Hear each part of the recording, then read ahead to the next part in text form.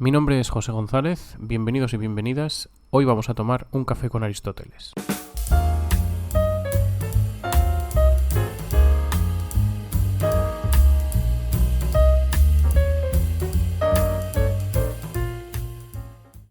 Normalmente, cuando hablamos de la virtud o arete, solemos referirnos por defecto a la virtud moral, es decir, a las virtudes éticas. Sin embargo, Aristóteles nos habla en el libro sexto de la Ética Nicomaquia de unas virtudes que no se refieren a la acción directamente, que no se aprenden ni se consolidan con la práctica y que no nos permiten trabajar o modelar las pasiones que sentimos en las distintas situaciones de la vida, y por tanto que no establecen un término medio que nos lleva a una acción que es moralmente reprochable o meritoria. Estas virtudes son las virtudes intelectuales o dianoéticas. En el episodio de hoy, nuestro objetivo es el de ver cuáles son estas virtudes, en qué consisten y qué nos permiten hacer, qué actividades se siguen de ellas, o si no se sigue ninguna actividad, entonces qué tipo de conocimiento nos brindan. Para ello vamos a explorar, como hemos dicho, el libro sexto de la Ética Nicomaquia, dedicado por entero a estas virtudes y a sus funciones y conexiones con otros asuntos de la ética aristotélica.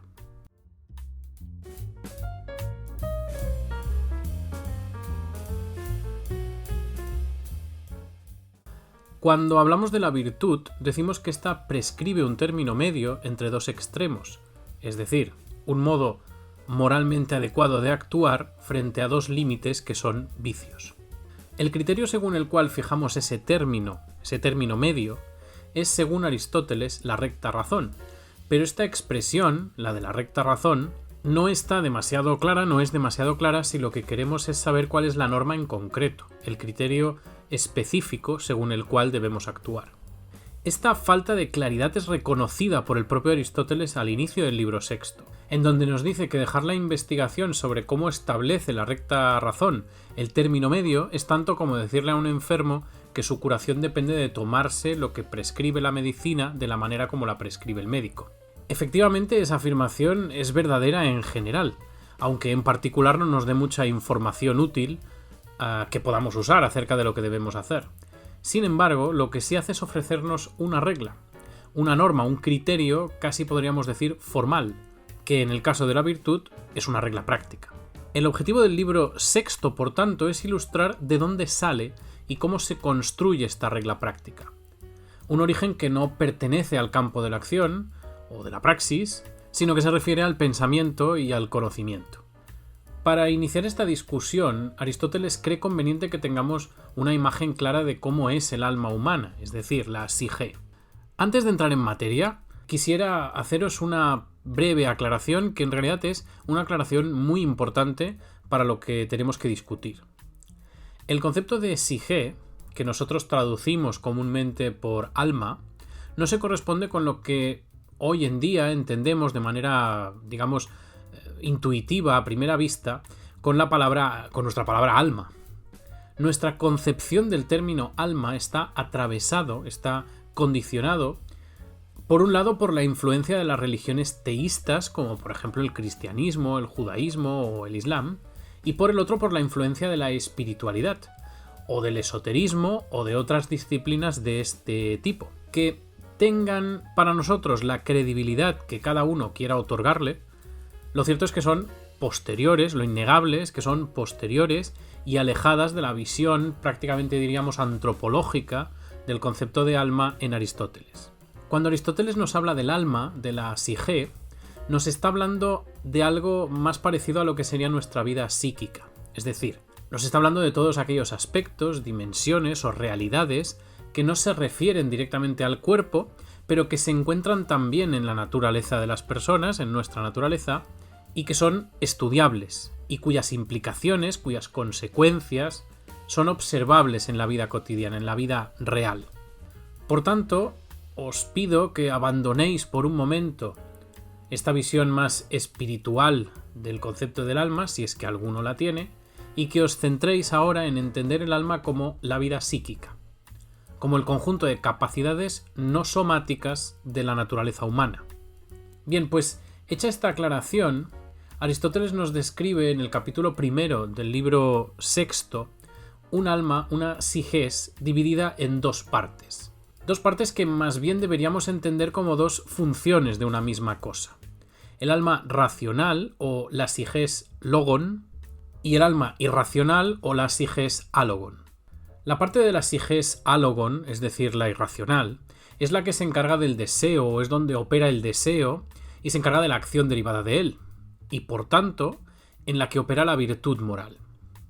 En cambio, la sigés logon, es decir, la racional, el alma racional, está dedicada al desarrollo de las potencias propias del pensar, de la racionalidad del ser humano. Y por ende, en la sigés logon, es donde operarán las virtudes que llamamos intelectuales o dianoéticas. Esta sigés logon está a su vez dividida en dos subfunciones más, atendiendo al tipo de objeto que a cada uno le es propio.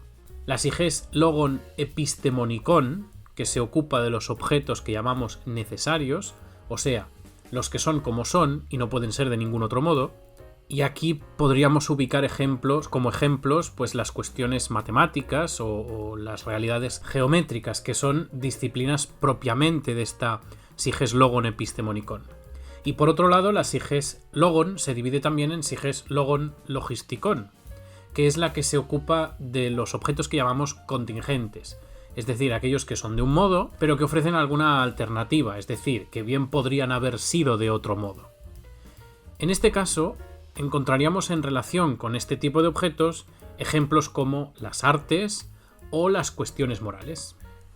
Bien, pues atendiendo a los objetos sobre los que trata cada una de estas partes, la parte epistemonikon, la sigés logon epistemonikon, la traduciremos como científica, por tanto tendremos un alma racional científica. Científica, eso sí, en el sentido clásico de episteme, de ahí epistemonikon, es decir, episteme que traducimos como ciencia. Y por otro lado tendríamos la parte logistikon, que es la sigés logon logistikon, que traducimos por razonadora o deliberadora. Por tanto tendríamos una segunda parte dentro de esta alma racional que llamaríamos alma racional calculadora o deliberadora. Y Aristóteles aquí nos hace una apreciación muy interesante, ya que nos justifica por qué son funciones separadas estas dos del alma racional. Y esto lo hace explicándonos que la parte logistikon se encarga de deliberar, por eso es deliberadora, pero que solo podemos deliberar sobre lo que ofrece alternativas, o sea, no podemos deliberar sobre lo que es necesariamente así como se muestra. Vamos, que podemos deliberar sobre cómo producir una determinada obra o sobre cómo resolver una situación ética o un dilema, pero no podemos deliberar acerca, por ejemplo, de la definición de un triángulo. Y por eso estos dos tipos de situaciones distintas se refieren a funciones del alma racional distintas, porque su naturaleza es esencialmente diferente.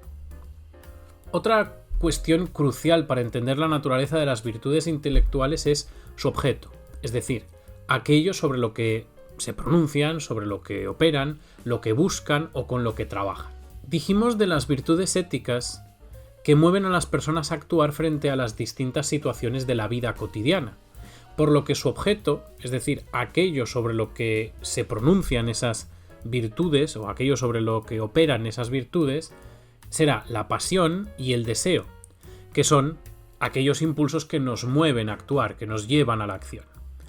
La virtud ética, nos recuerda Aristóteles, es un modo de ser relativo a la elección, es decir, es el hábito con base en el cual tomamos la decisión de actuar de un modo o de otro. Pero esa elección, para ser virtuosa, para ser moralmente meritoria, correcta, debe perseguir como causa lo verdadero.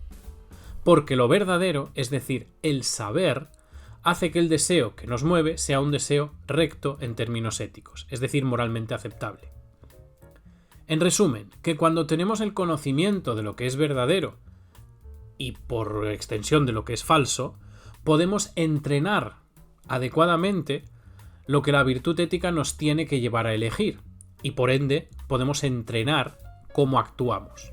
De ahí que Aristóteles nos diga que la bondad y la maldad en la acción corresponden, por analogía, con la verdad y la falsedad en lo teorético, o sea que las virtudes intelectuales tienen como objeto la verdad. Hay una cuestión muy importante aquí que debemos señalar a tenor de esta distinción, Y esto es que, aunque la virtud ética y la virtud intelectual tengan objetos distintos, estos objetos están necesariamente relacionados los unos con los otros. La reflexión, el pensamiento, dice Aristóteles, no nos mueve a actuar por sí solo, sino que necesitamos que esa reflexión sea por causa de algo práctico, es decir, porque queremos hacer algo. De ahí la necesidad de que ambos tipos de virtudes trabajen en cooperación, porque una acción correcta, moralmente hablando, depende de ese conocimiento correcto. Pues bien, una vez visto el origen y el objeto de estas virtudes intelectuales, vamos a tratar de enumerarlas y de definirlas brevemente. La primera virtud intelectual que nos encontramos si leemos el libro sexto, si lo seguimos tal como lo escribió Aristóteles, es la virtud de la ciencia o episteme. La ciencia para Aristóteles se opone a la opinión, y esto es común, por ejemplo lo podemos ver también de una manera muy clara en Platón, de hecho es un tema básico de Platón, la dicotomía entre ciencia, episteme y opinión doxa. Y eso de que Aristóteles conciba la ciencia como opuesta a la opinión es porque la ciencia versa sobre las cosas que no pueden ser de otro modo. Hemos dicho antes en el epistemonicón que era lo propio de esa parte del alma. Lo que la virtud de la ciencia estudia, por tanto, son aquellos aspectos de la realidad que no están sujetos a cambio, a opinión, a razonamiento o a deliberación acerca de cómo son. Es decir, la ciencia versa sobre realidades inmutables y por tanto son verdades eternas. El ejemplo más claro de lo que Aristóteles concibe dentro de esta virtud es lo que hemos dicho antes, son los objetos matemáticos o geométricos. Objetos propios de la ciencia son, por ejemplo, el triángulo, y ciencia es el hecho de definirlo como una figura plana constituida de 3 lados y 3 ángulos. Esa realidad no puede cambiar después de una deliberación o un proceso de consenso. Un triángulo es un triángulo independientemente de lo que la gente que lo ve opine. Y eso es evidente, puesto que no podemos concebir, no podemos imaginarnos una figura de 3 lados y 3 ángulos que no sea un triángulo, o al revés. No podemos imaginarnos un triángulo que esté formado por 7, 8 o 23 lados. Otros elementos o objetos que pertenecen a esta virtud son algunos elementos propios del razonamiento lógico, ya que la ciencia es de tal naturaleza que se puede aprender y por tanto se puede enseñar, y el modo de enseñar la ciencia es de naturaleza demostrativa. ¿Eso qué quiere decir? Eso quiere decir que uno puede aprender los objetos de la ciencia por la vía de la demostración, una vía que es muy sólida, ya que una vez conocida esa demostración, la demostración de eso que estamos estudiando ya no se puede olvidar. La ciencia permite que el momento de entender genere un conocimiento permanente. En este sentido, Aristóteles nos dice algo muy importante y muy interesante para comprender la naturaleza de la ciencia. Y es que el conocimiento científico es, como decimos, permanente cuando se conocen los principios de la cosa que se estudia. Y eso se consigue tras entender la demostración pertinente para ese objeto. Si continuamos leyendo nos encontraremos con la segunda virtud intelectual de la que nos habla Aristóteles, y esta virtud es la virtud de la técne, que traducimos hoy normalmente como arte, pero que también podríamos traducir en una forma, digamos, algo más explicativa de lo que la técne es, como disposición productiva. Pues bien, mientras la ciencia trata de objetos que no pueden ser de otra manera, es decir, de objetos necesarios, el arte es la primera virtud que se describe refiriéndose a cosas que pueden ser de un modo distinto a cómo se presentan, es decir, contingentes. La primera distinción importante sobre el arte es que es una capacidad productiva y no práctica. Es decir, aunque nos mueve a hacer cosas, a realizar actividades, el actuar y el producir son actividades esencialmente distintas. Por ejemplo, sobre la producción no hay un juicio moral, es decir, no podemos decir de una obra de arte que sea buena o mala moralmente hablando, sino que el único juicio posible es en todo caso un juicio técnico. O sea, podemos decir que una obra de arte está bien o mal ejecutada. Esto es porque la actividad derivada de la producción no se adhiere al autor, es decir, el autor y la obra son separables, y los juicios morales pueden hacerse solamente de las personas, de sus acciones y de sus intenciones, y no de los meros objetos. Finalmente, el arte, en tanto que trata objetos contingentes y por tanto objetos que nacen y mueren, o que aparecen y desaparecen, se destruyen, tiene la peculiaridad de que su principio, el principio de su actividad, de su práctica, no está en la cosa producida, sino en el productor, en el autor de la cosa. Y esto sería tanto como decir, más o menos y en un obvio entrecomillado, que lo importante del arte, como virtud, está más en el autor que en la obra misma. Y esto tiene un cierto sentido, ya que el arte, como virtud, está acompañada de razón verdadera. Y la razón, o la racionalidad, es una cualidad, una propiedad del autor, no de la cosa creada.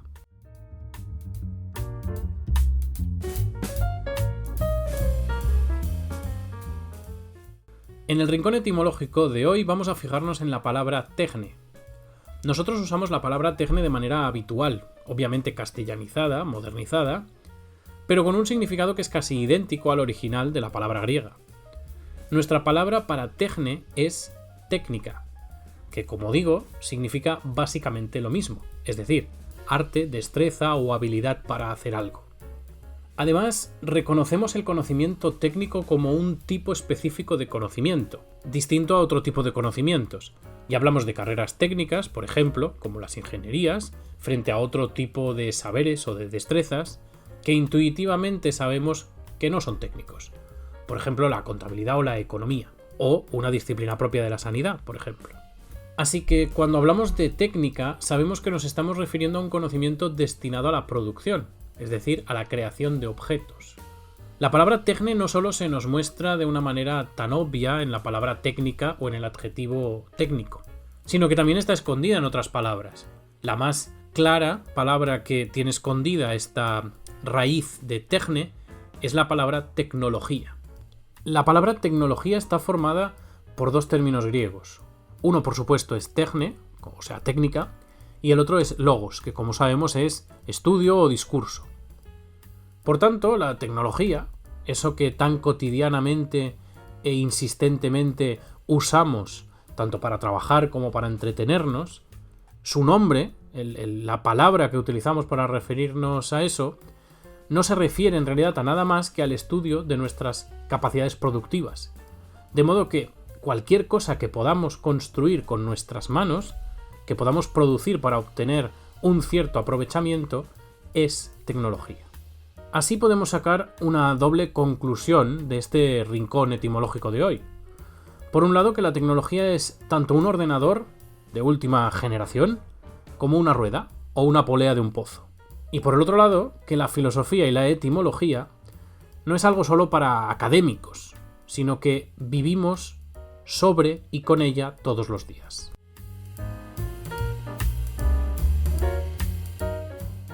La siguiente de las virtudes intelectuales que nos encontramos, la que está, digamos, descrita en tercer lugar, es tal vez la virtud intelectual más crucial para la filosofía práctica de este autor.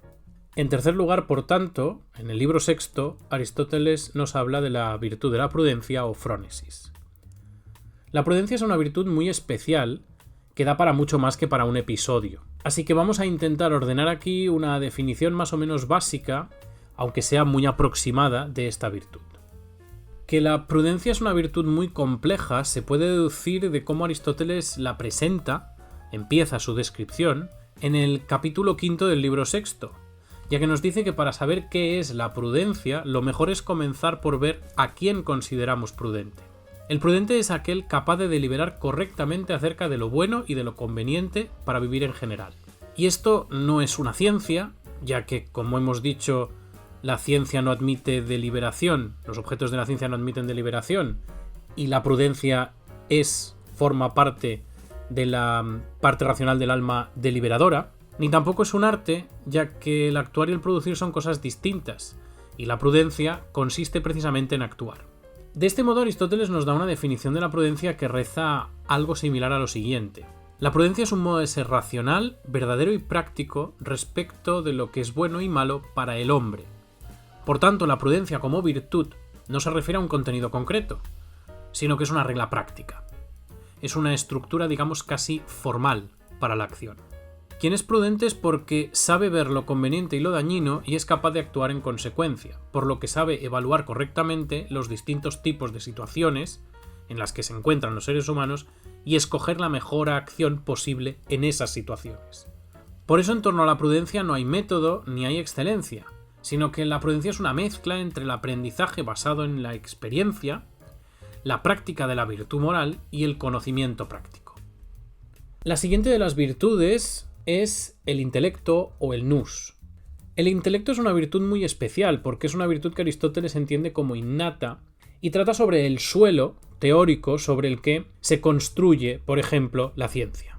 Así el intelecto o el nous es la disposición que nos permite captar los principios de la ciencia. Y esos principios son, por ejemplo, los principios básicos del pensar o los principios básicos de la lógica. Aristóteles ilustra el objeto de esta virtud diciendo que se refiere a los principios por los que conocemos la verdad y por los que no nos engañamos acerca de lo que puede ser de otro modo y lo que no, y nos permite distinguir la ciencia de la prudencia y de la sabiduría. En términos más claros, los objetos propios del intelecto son, como hemos dicho, los principios de la lógica, como por ejemplo, pues el principio de identidad, el de no contradicción o el del tercio excluido. Por último, llegamos a la última de las virtudes intelectuales que Aristóteles describe en el libro sexto y que, según nos dice Aristóteles, es la virtud más perfecta y más exacta de todas. Esta es la sabiduría o sofía. Llamamos sabios a quienes consideramos que saben mucho sobre algo. Sin embargo, la sabiduría como virtud no consiste en saber mucho de algo en particular, por ejemplo, en saber mucho sobre la salud o sobre el deporte, sino que consiste en saber mucho en general. Aristóteles nos dice que el sabio es aquel que conoce los principios de las cosas y aquello que se sigue de ellos. Por tanto, el sabio es el que sabe, el que conoce la verdad en su sentido más general, y específicamente el que conoce sobre los objetos necesarios. Por eso Aristóteles nos dice que la sabiduría es una mezcla de intelecto y ciencia, porque el sabio conoce los principios gracias al intelecto y lo que se sigue de ellos gracias a la ciencia. Y además asume que este conocimiento es más exacto y más honorable frente al conocimiento de la prudencia. En este punto quisiera señalaros una cuestión que es más ideológica que puramente filosófica en este parecer de Aristóteles. Aristóteles da una importancia capital a la prudencia dentro de su sistema filosófico, esto es obvio y evidente, así como se la da a la política, ya que la prudencia es la virtud más estimada para un hombre dedicado, para un individuo dedicado a la política. Sin embargo, también reconoce que en la política y en la prudencia, por tanto, hay algo de imperfecto, algo de secundario. Para entender esto debemos considerar lo que podríamos llamar modelos de sabio. El sabio del que habla Aristóteles, el sabio teorético, propio de la filosofía, de los filósofos griegos de los tiempos de Aristóteles, es el sabio que sabe y reflexiona sobre las cuestiones eternas, sobre los objetos que son necesarios y por tanto que tienen un cierto carácter divino. Y no es sabio aquel que gestiona, o no es el sabio, el modelo de sabio, aquel que gestiona la vida política entendida como la vida cotidiana de la comunidad. Este segundo modelo, el sabio práctico, es el propio de, por ejemplo, la filosofía romana. Hay, por tanto, un cierto enfrentamiento entre entender que el sabio es el que sabe desde una perspectiva estrictamente teorética, lo que le hace un individuo, lo que le hace ser un individuo alejado de la interacción con la vida política y que tiende a un cierto aislamiento, a un cierto hermetismo, y enfrentarlo con un sabio práctico, que utiliza su saber, su conocimiento para la praxis política, para involucrarse en la vida de la comunidad. En cualquier caso, la sabiduría, la sofía, de la que habla Aristóteles en la Ética Nicomaquia, es la primera que he mencionado, es decir, la del sabio clásico teorético griego. Y esa sabiduría hace del sabio no un hombre prudente, sino un hombre cultivado en las cosas grandes, admirables, difíciles y divinas, según lo que nos dice literalmente Aristóteles. El sabio está despegado de la vida humana, digamos, normal, porque lo que sabe el sabio no es útil para la vida en concreto. Pero eso no lo hace, digamos, un conocimiento insignificante o despreciable, sino que el conocimiento del sabio supera precisamente los límites de lo humano en tanto que no busca fines humanos. Por ese motivo, el sabio se encuentra más allá de las limitaciones de los seres humanos corrientes.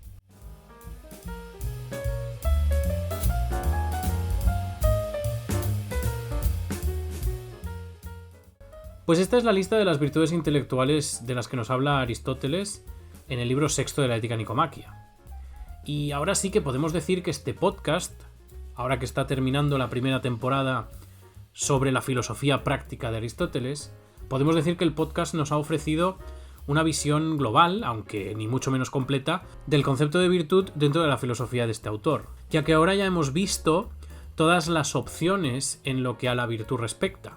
Hemos visto que las hay éticas y que las hay intelectuales, cuáles son sus objetos y cuáles son sus funciones, y qué desarrollan o nos permiten, en cada caso, cada virtud, en relación con los aspectos constitutivos de nuestra propia naturaleza, que son la praxis y el pensamiento.